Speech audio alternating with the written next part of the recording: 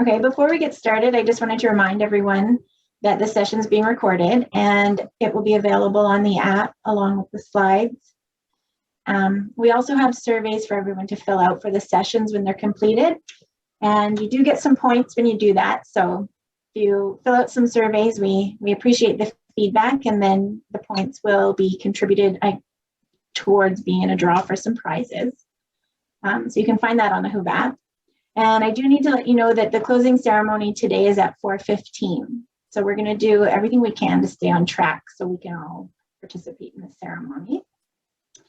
So with that, I give you Mike Bonshor. He's the president and CEO of Visions First Nations Financial Services and Kimola Indigenous Capital, and the managing director of the FNBDA. Mike? Oh, thanks, Krista. Hello, everybody. Congratulations for lasting this long. 2 full days of Zooms. That's incredible. Thanks, Krista, for the introduction. I've had the pleasure of working with Krista and AFOA a few times now. We've done some joint sessions, so happy to do another. Thanks to the group for coming.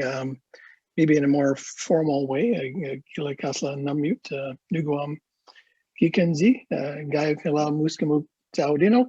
My name's, aside from those other jobs, I'm a member of the Taudinok First Nation of Kinkum Inlet. That's, I stole, pardon not a lot, maybe I shouldn't say this, but I stole from Facebook or somewhere this picture of Kinkum River behind me. So that's what Kinkum looks like in a early springtime with some late snow. The topic of this afternoon, and I pretty sure will, from my standpoint, be able to be done in time for the closing session. And we're going to talk a bit about business governance, and I'm going to sort of draw on my experience working with communities and groups of First Nations and individual First Nations and so on. And I spent a lot of time working in this area, probably mostly driven by the fact that it's one of the most challenging parts of our world, our First Nations world, in terms of sort of the effective working relationship between our development corporations and our chief councils and the other sort of institutions and bodies that we've created. So I'm going to provide a bit of an overview of sort of the lay of the land, sort of, I guess, as I see it, and business governance from as Dan George say, from the mountaintop view, and then kind of drill down into an assessment tool that we created and are using through the Business Development Association, just to help communities sort of draw their own picture of kind of their own circumstance, their own situation, and sort of highlight where there may be some areas for improvement. So just going to share my screen. So the title of our workshop, Assessing a First Nations Business Governance. Just a bit of background first on the FNBDA. That this organization may not be, I guess, yet another acronym to the multitudes of acronyms that we work in and around. But it stands for First Nations Business Development Association. We created it just under a year ago. And so we're not-for-profit, so we're comprised of First Nations Dev Corps from around the province. So far, we've got around 70, just over 70 First Nations directly and indirectly involved. And we started it as, our sort of a reason for being was, although there's a number of organizations out there related to forestry or fisheries and other political organizations, there wasn't one that worked directly and for development corporations. So that's really the purpose of our organizations, to support and advocate and create opportunities that can benefit the membership. And we've had some, I think, good early success with the organization in terms of driving the membership. We're still working on our websites, but we've got a bit of a teaser at FNBDA.com. Kind of, I guess, in line with this presentation, some of our initial focus is on governance capacity and supporting our members. And so we've been doing some research and best practices and also drawing from the knowledge and experience of our membership. So we've got a kind of a growing list of a growing library, I guess, of tools, agreements, documents, approaches, strategies, and so on. That's getting in up to a couple hundred. That's going to land on our website. We've had a few different forums, discussion forums with our members, and invited some other folks from outside that can share their knowledge with us. We're working on I guess not just a feasibility study for digital bank, but we're working on through our strategy that we've developed to help support our membership get more involved in the digital economy. We recently just signed an MOU with the BCFN. We have a lot of synergies there in terms of some of the economic development work that they're doing for their office, and also established a procurement committee. And I'll got a couple of slides here that sort of shows why we've done that as well. Now, I was sharing with Krista, kind of, I guess just to demonstrate my age, some of the projects I've worked on in the past, including way back in the early 2000s or so when I worked with the Stalo Nation and led their development corporation, which at that time was made up of 19 First Nations. And ever since then, I've worked with primarily First Nation governments, First Nations development corporations and organizations in the area of business and economic development. And I guess one thing that's been constant in that time from then till now is change. And there's always been new developments, new opportunities, new challenges, more new disappointments in some cases. But now, as ever, I think we're at a place where there is some room for optimism in terms of the kind of relationship that Canada and BC wants to have with us. And so communities are sort of taking the sort of the reconciliation path, or the treaty process is still out there for those that are engaged in it. Other groups, like most notably the Tsokwutin, have taken more direct routes to achieving self-determination. And that's really the sort of the core of this presentation, really, is where business governance is really about enacting, helping to build and provide resources to help enable our self-governance and self-determination. So I think we're in interesting times, and I think there's plenty of need and plenty of opportunity to be as organized as possible. And I think business governance that's why I think business governance is such a key area. I did want to share just one example from our earlier workshops with the BCFOA. We talked about procurement in one of our earlier sessions, and the standpoint of the kinds of economic opportunities it's going to provide to us. And so from both a federal level, where the federal government has already kind of publicly identified a target of 5% of their goods and services that they're going to procure going through First Nations. I know the provincial government has a less specific, but still an ongoing Indigenous procurement initiative, which they started sort of pre-pandemic days, to sort of change how they do their business, to provide more opportunities for us.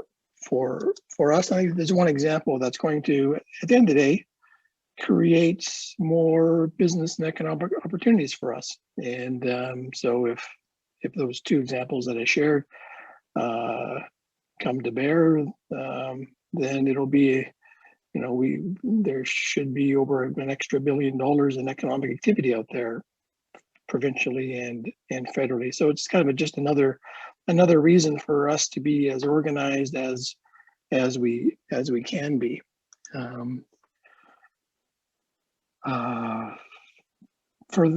I'm sure most of the group here is familiar with some, if not all, of these kinds of new relationship agreements that are continuing to be finalized and completed between First Nations, either individually or collectively, with in this case the provincial government. The relationship agreement approach, which is out there. Think of the the extensive deal that the carrier secondly signed with the province. Strategic engagements agreements have been out there for a little while. I think of the Stalo entity that's been created in and around that agreement to help communities better manage and govern their lands. I've been privileged to be on the founding board of the BC First Nation Gaming Revenue Sharing Partnership, and so nearly everybody has signed on to that, and so we've doled out a couple $100 million in gaming revenue sharing in the first 2 years. That's obviously going to be impacted by COVID, but that's another opportunity that's come up fairly recently, and that's an opportunity that's going to hopefully continue to evolve. And in the years past, we've had energy agreements, forestry, fisheries agreements. These are all economic drivers and economic, I guess, agreement mechanisms that create business and economic opportunities for our communities, and that's sort of I think has a bearing on how and why we need to be organized and structured. I scooped this from the BCFN, their Black Books series. They've taking on the good work that Jody Wilson-Raybould did in their Red Books. They've done some work on the economic development side, where they essentially started off with defining governance, good governance, and I think there's a lot of commonality, whether we're talking economic developments or health or education or lands and resources, in terms of how we can look at it and how we govern ourselves. And so it's all about building on our own traditions, building on our own value system and culture to create the kinds of institutions that work for us. And hopefully we create them in a way, and we would go about our business in a way that enables us to make good decisions, good timely decisions to accomplish the goals that our communities have stated. And so I think that's a pretty good example, and it bears usefulness in kind of all the areas that we work in. And from a business governance standpoint, it's all about, I guess you can ask the question, like, why are we doing this? Like, why do we take in conferences like this? Why do we spend time talking about this topic, whether it's business and economic development in various forms? And at the end of the day, it's really about, as I said, our own self-governance and self-determination, because we want to play a meaningful role in the economies that are in and around our territory, and as well as the provincial economy. And it's all about creating opportunities for our membership, creating sort of an arena of respect and recognition as well. And so I think by organizing ourselves as best we can, we're really, I guess from my standpoint, we're really working towards that. And so, the main principles of accountable structures, transparent processes, clear roles and responsibilities, community-based and community-focused planning with good financial management, those are common elements that should be integral to all of our institutions. So So that's sort of the highest level. That's sort of where this talk is based in terms of good governance practices. I wanted to provide a bit of an overview, and so when we look at business governance, this is obviously a very simplified view of it, but it's our economic governance is sort of pinned to our four main bodies common to most communities are our leadership, chief and council, the development corporation, the lands and resources or title and rights department, and our administration. And I wanted to sort of spend a little bit of time talking about sort of how each of those players play a role in economic governance. Starting with leadership, that's really charged with setting the overall long-term strategic direction, based on community inputs and feedback and needs. As far as our development corporation goes, it's the chief and council that should be the body that oversees our board of directors. I know that a lot of communities have a bit of a hybrid of that, and that some of their chief and council, or even still all of the chief and council are the boards of directors, which may or may not be the most effective route, depending on how well we're able to parcel those roles distinctly from each other. It's the leadership that should ensure that our title and rights approach is determined to help set our overall economic mandate, because our economies are really founded in our territories and the land and resources in our territories primarily. And so I think those are those are what I see as the main roles of chief and councils or elected or hereditary leadership. In terms of the Dev Corp, looking at it from the sort of the board perspective primarily, it oversees the business governance, responsible for the approving and planning for new business opportunities, responsible for ensuring that good financial and investment practices are developed and executed, setting its own strategic plan within the context of the development corporation. Some Dev Corps, some staff within Dev Corps, they sometimes play a role in impact benefit agreement IBA negotiations to assist from as many IBAs can consist of can entail business or contracting opportunities. So your Dev Corp leadership can help support that, as well as create the sort of sometimes and most times necessary industry partnerships to see us through to meet our objectives. Our title and rights department obviously plays a critical role in our communities, as I mentioned before, it drives economic opportunities, helps to create can help to create some economic opportunities through IBA negotiations and other types of negotiations, sort of focused and founded within our inherent and indigenous rights within our territories. It's generally these folks that work in these departments that help to set our First Nations strategy, title and rights strategy, whether it's as an individual First Nation or within a tribal context, and has an opportunity to work with our Dev Corp folks to negotiate business and contract opportunities. I was going to mention something, but I'll save it for the next slide. And of course, our administration is really, I would say, one of its most important roles is the development and overseeing of the community's strategic plan, which can fall into a number of forms, whether it's a straight on strategic plan or community plan.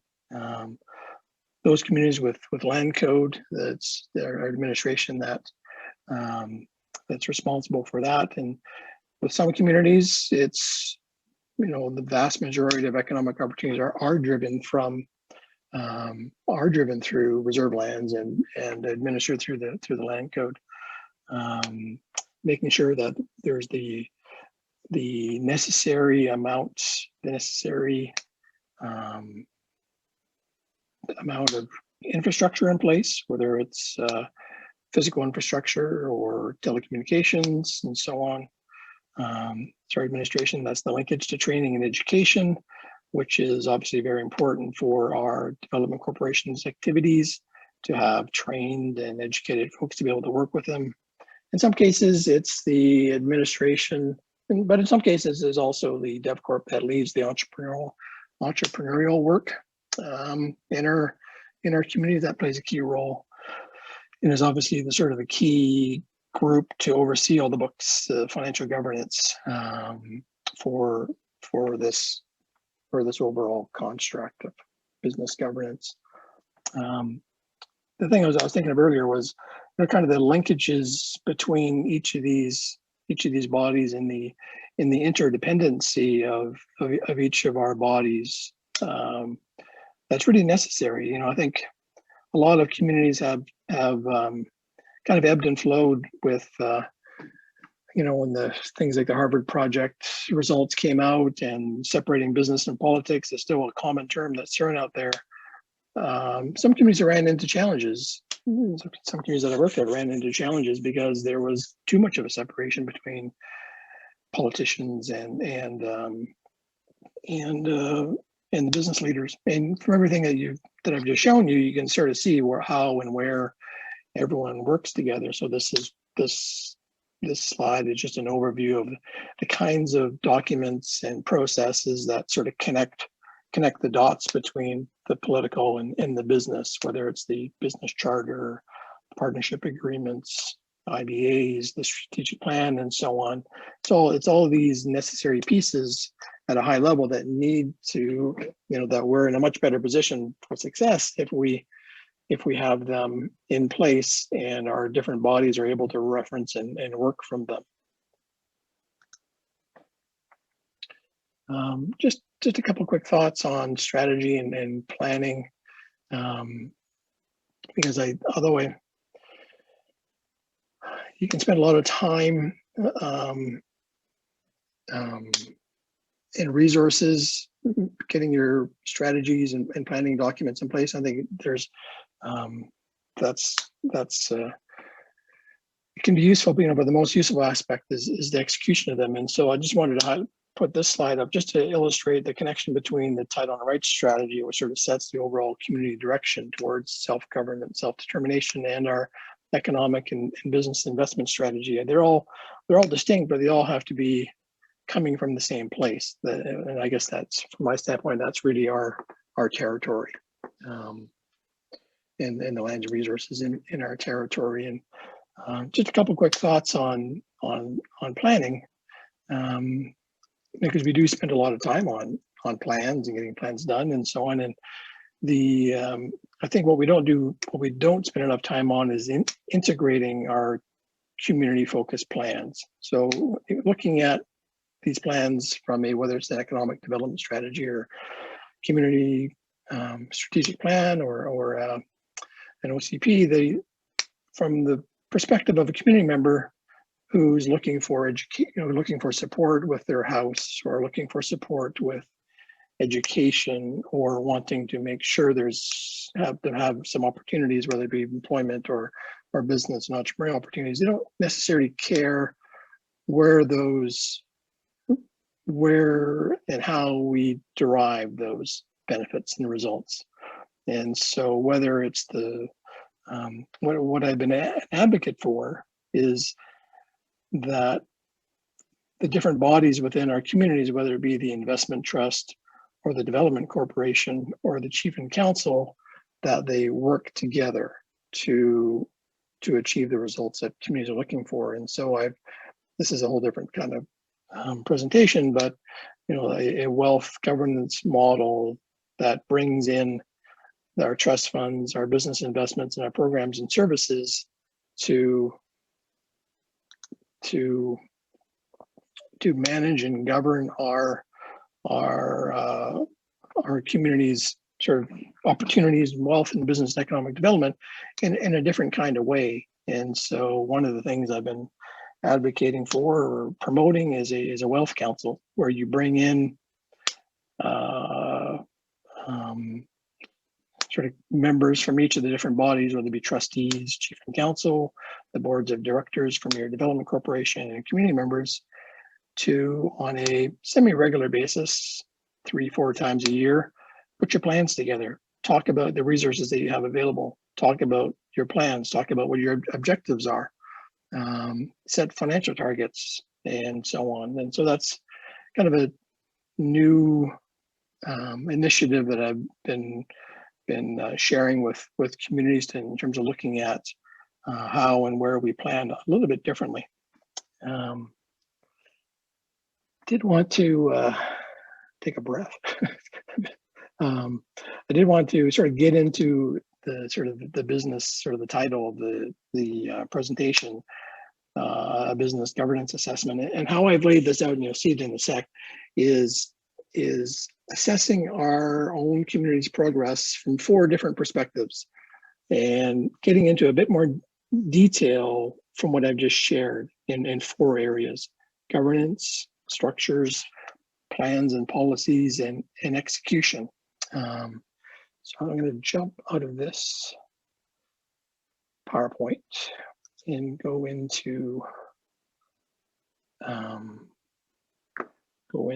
Excel sheet here. So this is fairly elementary, but we're looking to get this done in a more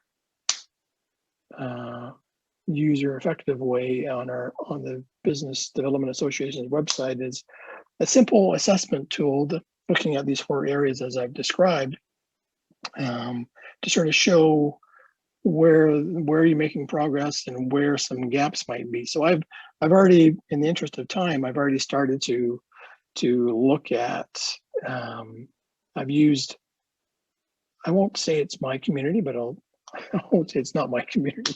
And so what I've done with each of these is whether each of these line items is if whether or not that element doesn't exist, it's in development, or is in place and functional. So if it's not in place here, it gets a score of 1. If it's in development, it gets a score of 2. If it's in place and functional, it gets a score of 3. And so I've noted that in our case, our title and rights strategy is sort of in development. We don't have a land code.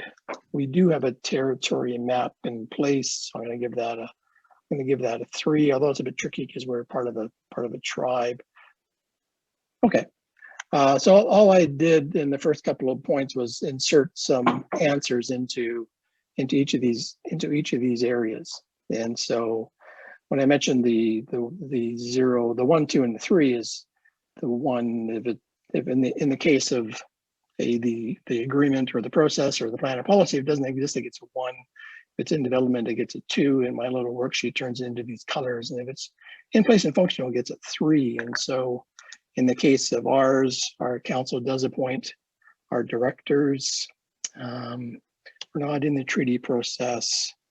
We don't have a declaration in place. So I'm going to give that a 1. We don't quite have our economic strategic direction in place, so that got a 3. I already put that in.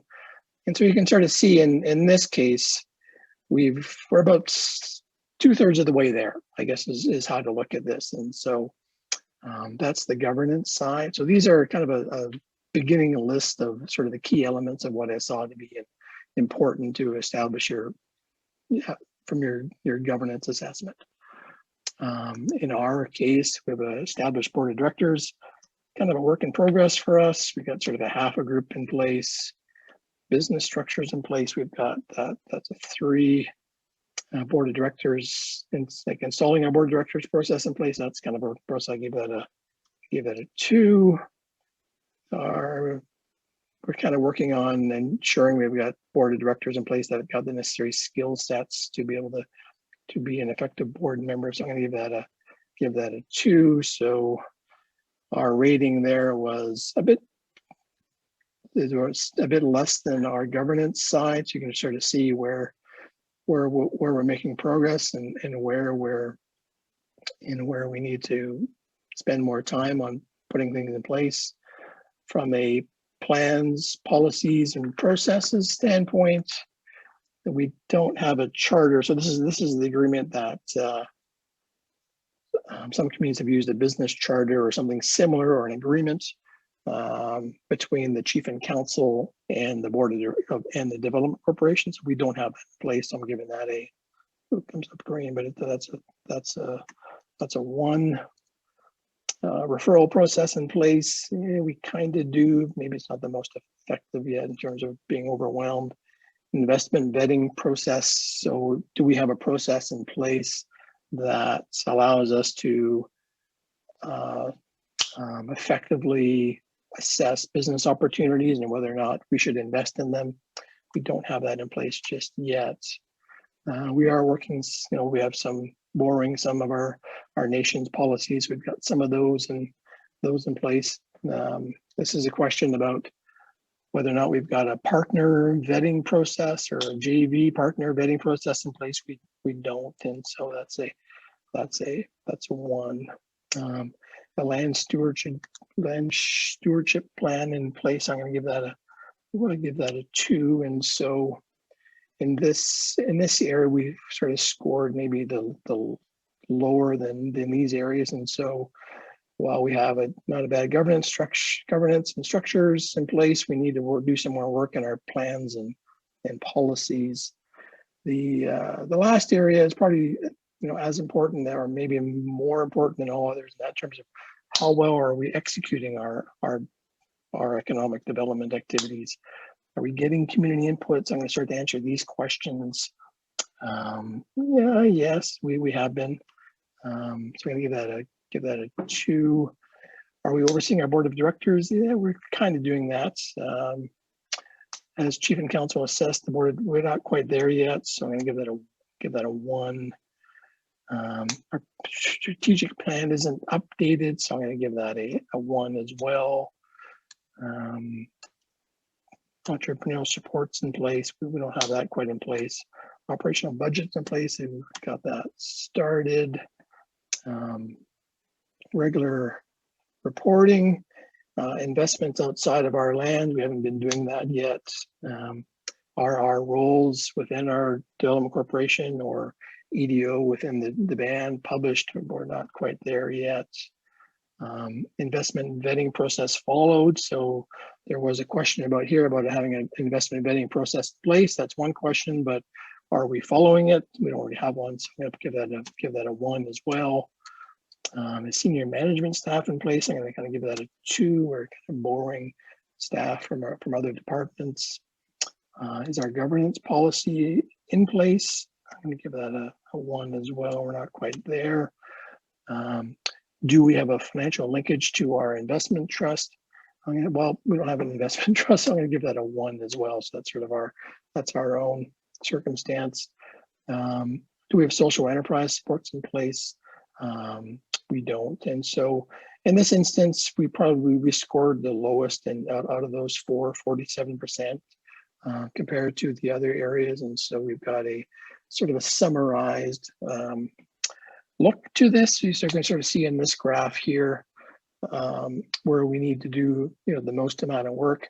I recommend we need to do the most amount of work in our plant policy and plans, as well as our execution of those plans. So that sort of gives us a heads up, and I think it's a good tool especially for chief and council members to sort of how is the Dev Corp doing? How is our economic development activities going? This sort of shows in a fairly simple way how and when you can progress in this. So I think it's potentially a useful tool for communities to do on an annual basis to sort of chart their progress from now. And I certainly hope in the case of my own community that we begin to move this bar further blue down the road to being more and more improved. So that's our assessment tool. I'm going to stop sharing, go back to. So that was an example of my community. We've also, through the association, we asked some of our membership to sort of give us fill out their assessment. So here's a sample of some of our groups, and so they went through this process, and so these are average numbers amongst our group, and so on average they're batting about 720 for their governance. Probably, the key areas that I note here, their title and rights and land code scoring a bit lower. I'm not sure I've got engaged in treaty process here as an element, but I'm not sure that's necessarily fair to score whether or not you're in it. Well, that's how we have it set right now. Our group scored quite well on their structure in terms of almost 90% of having an established board, established structure, directors in place. Our group scored a little bit lower on the plans and policy side, maybe a bit lower on the things like land stewardship. I think this is an interesting area, the financial plan between institutions in place, and that's something I see in a lot of communities, in that having a clear set of rules around when money is moving back and forth between the community, essentially through the chief and council, to the development corporation, whether it's new investment or dividends. What is that process supposed to look like? And not many communities, this isn't uncommon for there not to be a financial plan in place between the two institutions. This is the execution side of it, a little bit hard to see, but scored a bit better. Couple of areas here that were consistently low. So co-management agreements in place with BC or Canada, which is not everybody has, so I'm not surprised that that's a little bit low. Financial linkage back to or the investment trust, that scored a bit low, sort of in the same vein as what I'm just talking about there. But overall, not too bad, 78% on the execution side. So that's sort of our group so far, and so we'll do this again with the bunch. We'll do this again with the group. This is the summary of it with the group in years' time or so to sort of see where they're at. But they've each got this tool now to sort of see where they're at, how they're doing, where they need to make improvements, or where they could make improvements. And I think it's what do you do after this review? It's about just asking questions about, are we satisfied with our results? What do we need to do to make improvements? Do we have the resources available to make those improvements, or where can we find those resources, whether they be financial or some of it's just information? And so it's for that reason that the association's begun to assemble resources such as the plans and policies that are noted there to assist the membership to where they might have some information gaps. And so that's essentially our assessment tool. Hope I didn't go through that too fast, but I think it's time we got here, just about 4 o'clock. I'll stop sharing my screen. We do have a question here as well from Stephen McGlenn. It's sort of a two-part question. He says, how many of the development corporations that are part of the FNBDA are owned by First Nations that are self-governing versus how many are still operating under the Indian Act? And then he says, one of the most common governance challenges I see in my work supporting Land Code First Nations is the tensions and misunderstanding between the Lands Department and economic development corporations, specifically confusion regarding land development procedures, decision-making under land codes, etc. These challenges can even obstruct community lands governance and community development. Curious to hear your thoughts. Well, two good questions. Very few of our members to this point are in a full modern day treaty out of the 71. I would say less than 10%. and some of them are part of bigger groups, and so it's a little bit tricky to do that math. I've definitely come across situations, and I can sort of hear what the guy's saying in terms of the tensions between the lands department trying to govern under its own land code and economic development activities, because in some cases, maybe even in most cases, it's not to do with adherence to the land code. It's more about the type of activity that's being proposed, which could very well be perfectly acceptable under the terms of the land code, but may not be a good community fit. And they may not be the kinds of business or activity that the community wants to undertake, or there's just so many possible examples of that. And I'm not sure if there was a question at the end of it, but I mean, in terms of how to address that, I mean, I think that's where the leadership of the elected or hereditary leadership of the community has to have a sort of clear set of expectations understood and communicated through to the development corporation about the kinds of businesses it's willing to support in the community. Adhering to the land code is sort of, it's almost besides the point, because you have to do that anyway. It's your law. It's your essentially, you're obviously the law of your land. So it really does come down to understanding and getting community input on expectations and understandings of like some communities establish sort of go and no-go areas. I think that answered the question. He said he would be interested in connecting further. Cool. First, I can put my email in the chat there. We'll do that. Well, hopefully that was useful to the group. I mean, I kind of covered a relatively large amount of area in a small amount of time, but I guess the main message was the main objective was to try to illustrate a tool, like a fairly simple tool that you can do. Some of our membership have taken it as an opportunity to sit down with their board of directors and go through it, sort of question by question, sit down with their chief and council and go through it question by question. And in the course of one sit down, you can get a fairly good baseline of where you're at. And we have another question here from Corey Rich.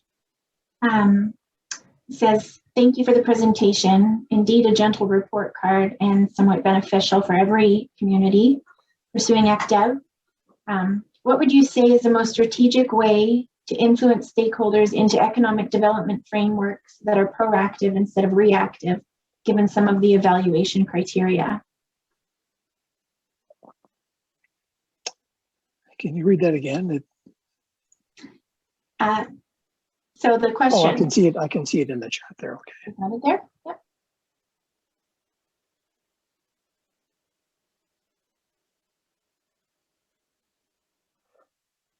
Well, I guess the only comment I would have is in terms of being a comprehensive approach. I mean, it is intended to be kind of a snapshot. So it's really about sort of finding a balance between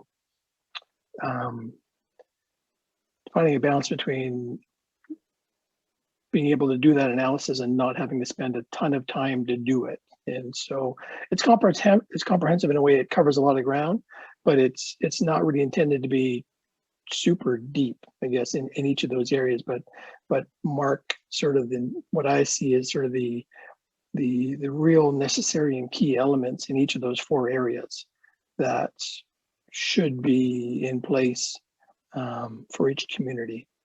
And then the answers to those, the reasons why they're not in place, or the impacts of having them not in place, that's where it gets kind of comprehensive, I think. And then the question here from Greg Booth. Do you see the assessment framework as a comprehensive approach for capacity building across all areas of economic development and business activity?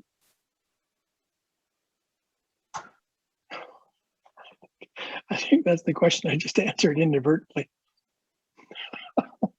I apologize, Greg. I hope that makes sense to you. I think I must have missed the last question then. I think I missed the apologize. I think I missed the intent of the previous question. This one, I'll repeat that one. So it was kind of in a paragraph. So the question from that says, what would you say is the most strategic way to influence stakeholders into economic development frameworks that are proactive instead of reactive, given some of the evaluation criteria? Well, in the development and implementation of the plans that I mentioned are good examples of being proactive. Because in the absence of those plans, an economic development strategy or a title and rights strategy, or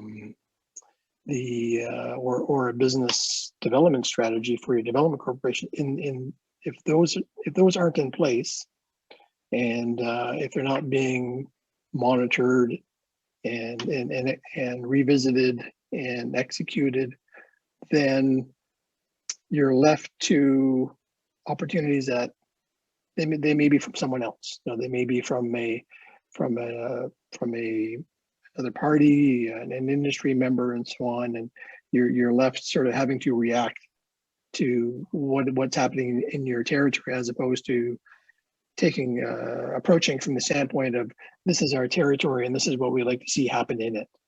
And it's, those documents are just simply ways to capture that intent. But I'm a big advocate of, plan to the degree necessary, but not anymore. Focus on the execution. There's one other workshop. Pardon? It's a whole nother workshop, I think, but yeah. And another question here from Michael Burial. When you are scoring some of these areas, such as community engagement, staff education, etc., do you develop and use specific quantitative and qualitative benchmarks to determine between a 2 and a 3? Otherwise, what ways do you evaluate when or how to increase your score? Yeah, I mean, I think it is subjective, but there are elements of both quantitative and qualitative, because some of it is, does this document exist? Does this map exist? And so it's easy to say yes or no, 1 or 3. Kind of when you get into processes, when you get into approaches in each of those areas, it can get a bit subjective, and you are making a bit of a qualitative benchmark. But I think the idea is to paint a relatively simplified picture of your circumstance, and just be honest with yourself about it, and come up with a plan to address the gaps and address maybe the more serious gaps. But I wouldn't say it's an exact science. There is a bit of subjective artistry there, I suppose. Good question. Coming up on 410, are there any other questions out there? There's a question about a copy of the presentation. This is all available, right? Yeah, that will be available on the app and the recording as well, if you wanted to go back on that.